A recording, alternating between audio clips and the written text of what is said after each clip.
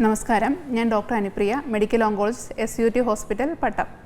നമുക്ക് ഇന്ന് സംസാരിക്കാനായിട്ട് എടുത്തേക്കുന്ന ടോപ്പിക് എന്ന് പറഞ്ഞാൽ, പൊതുവേ OP വരുമ്പോൾ ഡോക്ടേഴ്സിൻ്റെ അടുത്ത് പേഷ്യൻസും അതുപോലെ പേഷ്യൻ്റെ കൂടെ ഉള്ളവർ ചോദിക്കുന്ന ഒരു ചോദ്യമാണ്, ഡോക്ടർ ഇത് ഏത് സ്റ്റേജാണ്, ഈ ക്യാൻസർ ഏതാണ്, ഇതിൻ്റെ സ്റ്റേജ് ഏതാണ്, അഡ്വാൻസ് സ്റ്റേജ് ആണോ, സ്റ്റേജ് 4 ആണോ, അങ്ങനെയുള്ള കുറച്ച് കാര്യങ്ങൾ ചോദിക്കുന്നുണ്ട്. അപ്പോൾ എല്ലാവർക്കും ഇന്ന് നമുക്ക് സ്റ്റേജിനെ പറ്റി സംസാരിക്കാം.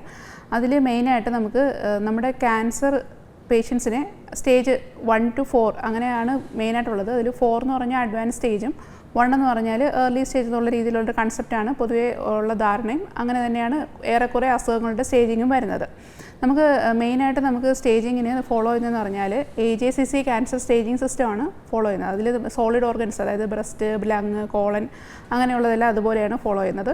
പിന്നെ ഉള്ളതെന്ന് വെച്ചാൽ നമുക്ക് ഈ പറഞ്ഞ പോലെ ഹെമറ്റോളജിക്കൽ മാലിഗ്നൻസിക്കും അതുപോലെ തന്നെ ലിംഫോമ അങ്ങനെയുള്ളതിന് വേറൊരു സ്റ്റേജിങ് സിസ്റ്റമൊക്കെയാണ് യൂസ് ചെയ്യുന്നത്. നമുക്ക് ഇപ്പം കോമൺലി യൂസ് ചെയ്യുന്ന ഈ ബ്രസ്റ്റിൻ്റെ, ലങ്സിൻ്റെയൊക്കെ വരുന്ന സോളിഡ് മാലിഗ്നൻസിൻ്റെ സ്റ്റേജിങ് സിസ്റ്റത്തിലേക്ക് ചെറുതായിട്ടൊന്ന് നോക്കാം. ഇതിൽ മെയിനായിട്ട് നമുക്ക് ഈ സ്റ്റേജിങ് സിസ്റ്റത്തിൽ മെയിനായിട്ട് നമുക്ക് അതിൻ്റെ ട്യൂമർ സൈസും ലിംഫ് നോഡിൻ്റെ സ്റ്റാറ്റസ്. ലിംഫ് നോഡ് എന്ന് പറഞ്ഞാൽ കഴലകൾ, അല്ലെങ്കിൽ നമുക്ക് ആ ഓരോ ഓർഗൻസിനെയും ഡ്രെയിൻ ചെയ്യുന്നതിനായിട്ട് പ്രത്യേകം കഴലകളുണ്ട്. ആ കഴലകളുടെ എണ്ണം അല്ലെങ്കിൽ അതിൻ്റെ ഇൻവോൾവ്മെൻറ്റ്, അതുപോലെ തന്നെ ദൂരേക്ക് അസുഖം സ്പ്രെഡ് ചെയ്തിട്ടുണ്ട്. ദൂരേക്കെന്ന് പറഞ്ഞാൽ ഈ പറഞ്ഞ പോലെ ഓർഗൻസോ ഈ അവയവവും അതിന് ചുറ്റുമുള്ള കഴലകളും അല്ലാതെ അതിന് പുറത്തേക്ക് അസുഖം പോയിട്ടുള്ള സ്ഥലങ്ങളെയൊക്കെ ബേസ് ചെയ്തിട്ടാണ് നമ്മളതിൻ്റെ ഡിസ്റ്റൻസ് സ്പ്രെഡും കാര്യങ്ങളൊക്കെ പറയുന്നത്. ഇതിൽ ട്യൂമർ സൈസിനനുസരിച്ചിട്ട് ആണ് അതിൻ്റെ T സ്റ്റേജിങ് എന്ന് പറയും. അത് ട്യൂമറിൻ്റെ സൈസ്, ചില നമുക്ക് ബ്രസ്റ്റൊക്കെ ആകുമ്പോഴത്തേക്ക് ട്യൂമറിൻ്റെ സൈസ് അതിൽ ഇമ്പോർട്ടൻ്റ് ആയിട്ടുള്ളൊരു ഫാക്ടർ വരും. സൈസ് അല്ലാതെ തന്നെ എത്ര സൈസ് ആയാൽ തന്നെയും അതിൻ്റെ ചുറ്റുമുള്ള ഇപ്പം ലങ്സൊക്കെ ആണെങ്കിൽ അതിൻ്റെ പ്ലൂറ അല്ലെങ്കിൽ അതിനെ ചുറ്റിയിട്ടുള്ള റിബ്സോ അതിലോട്ടൊക്കെ ഇൻവോൾവ്മെൻറ്റ് വരികയെന്നുണ്ടെങ്കിൽ അതിനനുസരിച്ചും സ്റ്റേജിങ്ങിൽ കുറച്ചൊക്കെ വ്യത്യാസങ്ങൾ വരാറുണ്ട്. പിന്നെ നമുക്ക് ഉള്ളതെന്ന് പറഞ്ഞാൽ നോഡ് ലിംഫ് നോഡ് എന്ന് പറഞ്ഞാൽ കഴലകളാണ്. അത് ആക്ച്വലി നമുക്ക് ഓരോ ഓർഗൻസിനെയും ഡ്രെയിൻ ചെയ്യുന്ന കഴലകൾ പ്രത്യേകമുണ്ട്. അതിനകത്തേക്കുള്ള സ്പ്രെഡ് വെച്ചിട്ടാണ് അതിൻ്റെ നോഡിൻ്റെ സ്റ്റാറ്റസ് എന്ന് പറയുന്നത്.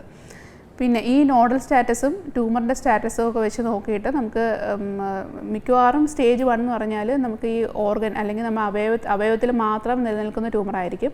പിന്നെ സ്റ്റേജ് 2 എന്ന് പറയുമ്പോഴത്തേക്ക് ചില അവയവത്തിൽ തന്നെ കുറച്ചുകൂടി വലിയ ട്യൂമറോ അല്ലെങ്കിൽ കുറച്ചുകൂടി അതിന് ചുറ്റുമുള്ള കഴലകളിലോട്ടുള്ള വ്യാപനവും നമുക്ക് ഏകദേശം ഒരു സ്റ്റേജ് 2 അല്ലെങ്കിൽ അതിൽ കുറച്ചുകൂടി അധികം ആയിട്ട് വ്യാപിച്ചിട്ടുണ്ടെങ്കിൽ അത് സ്റ്റേജ് 3 ദൂരേക്ക് വ്യാപിച്ചിട്ടുണ്ടെങ്കിൽ, ദൂരേക്കെന്ന് പറയുമ്പോഴത്തേക്ക് നമുക്ക് ഈ പറഞ്ഞ പോലെ ശ്വാസകോശം, അതുപോലെ ലിവർ, ബോൺസ്, ബ്രെയിൻ അതിലോട്ടൊക്കെ, അല്ലെങ്കിൽ ഈ പറഞ്ഞ പോലെ അസുഖത്തിനെ സംബന്ധിച്ചല്ലാതെ ഉള്ള കഴലകളോട്ടുള്ള സ്പ്രെഡും നമുക്ക് സ്റ്റേജ് 4 ആയിട്ട് തന്നെ കണക്കാക്കാം. എല്ലാ സ്റ്റേജ് 4 ആയിട്ടുള്ള അസുഖവും നമുക്ക് ക്യൂറബിൾ അല്ല എന്നല്ല പറയുന്നത്. നമുക്ക് സ്റ്റേജ് 4 ആണെങ്കിൽ തന്നെയും ചില അസുഖങ്ങൾ നമുക്ക് നല്ല രീതിയിൽ കൺട്രോൾ ചെയ്ത് നിർത്താൻ പറ്റും. അതുകൊണ്ട് തന്നെ സ്റ്റേജ് 4 എന്ന് പറഞ്ഞാൽ നമുക്കത് എപ്പോഴും ഒരു ബാഡ് ഇംപ്രഷൻ ആയിരിക്കണം എന്നില്ല. അതിലും നമുക്ക് നന്നായിട്ട് ചികിത്സിച്ച് ഭേദമാക്കാൻ പറ്റുന്ന അസുഖങ്ങളുണ്ട്. ചില തരത്തിലുള്ള ട്യൂമേഴ്സ് ഉണ്ട്, ജേം സെൽ ട്യൂമേഴ്സ് എന്നൊക്കെ പറയുന്നത് അഡ്വാൻസ് സ്റ്റേജ്, ഈ സ്റ്റേജ് 4 ആണെങ്കിൽ തന്നെയും അത് പൂർണ്ണമായിട്ട് നമുക്ക് ചികിത്സിച്ച് ഭേദമാക്കാൻ പറ്റുന്നതാണ്.